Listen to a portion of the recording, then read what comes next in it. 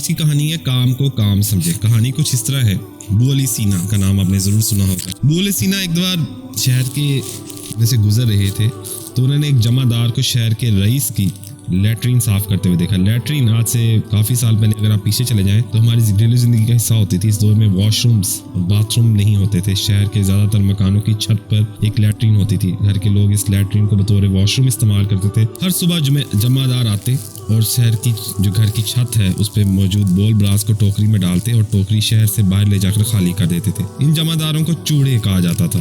شہر میں پھر آہستہ آہستہ گٹر بننے لگے، سیوریج کی اسکیمیں متعارف ہونے لگی اور گھروں میں فلش سسٹم لگا لیا گیا اور یہ واش روم اور باتھ روم نے لیٹرین کی جگہ لے لی۔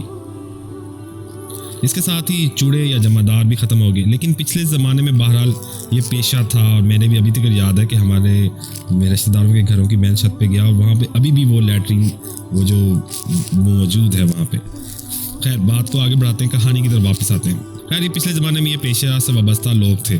یہ لوگ ابو علی سینا کے دور میں بھی موجود تھے۔ ابو علی سینا اس وقت وزیر تھے حکومت کے۔ یہ بطور وزیر شہر کا دورہ کر رہے تھے۔ ابو علی سینا نے دیکھا کہ جمع دار لیٹرین صاف کر رہا ہے اور ساتھ ساتھ فارسی کا ایک مشہور شعر گنگنا رہا ہے جس کا مطلب کچھ یوں بنتا تھا: اے میرے نفس، میں صرف تمہارے احترام میں یہ سب کچھ کر رہا ہوں تاکہ تم آرام سے زندگی گزار سکو۔ ہم اگر اس شعر کی مزید تشریح کریں تو اس کا مطلب یہ ہے کہ لیٹرین کی صفائی بھی ایک شاندار پیشہ ہے۔ میں اپنے پیشے سے نفس کے احترام میں اپنا رکھا ہے۔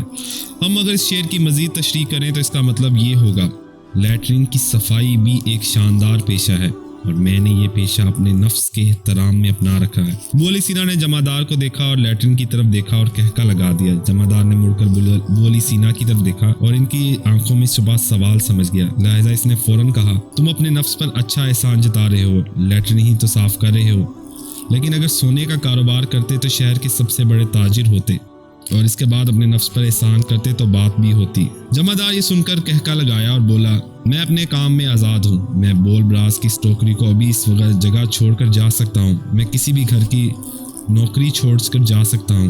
کیا تم ایسا کر سکتے ہو؟ جمع دار نے اس کے بعد کہا: پیشہ کتنا ہی ادنا کمتر کیوں نہ ہو، بادشاہ کی غلامی سے بہرحال بہتر ہے۔ جمع دار کے یہ الفاظ سن کر ابو علی سینا کے ماتھے پر پسینہ آ گیا اور انہوں نے دامت سے آنکھیں جھکا لی۔ یہ تھی بات کہ کام کوئی چھوٹا بڑا نہیں ہوتا۔